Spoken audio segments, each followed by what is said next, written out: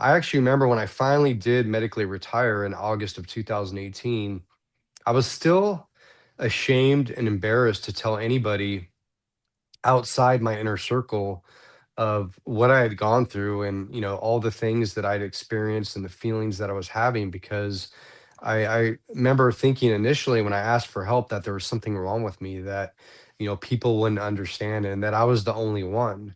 And I Mm. realized through my recovery that there's countless of my brothers and sisters out there Right. who have gone through or are going through the same exact thing.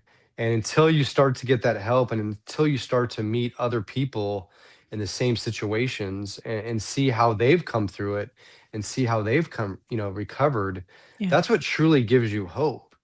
And so I remember it was about a year after I medically retired.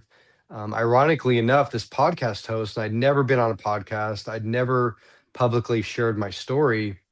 He kept harassing me in a good way, to the point where I couldn't say no anymore. I tried for months. Yeah. He kind of backed me into a corner, and it was that interview that changed everything for me because once that interview got aired, I mean, I remember I got messages from all over the world from people that watched it or listened to it, and they started sharing their stories with me and telling me how my story was also their story. Yeah. And it literally just set me on this path, what I now call my calling.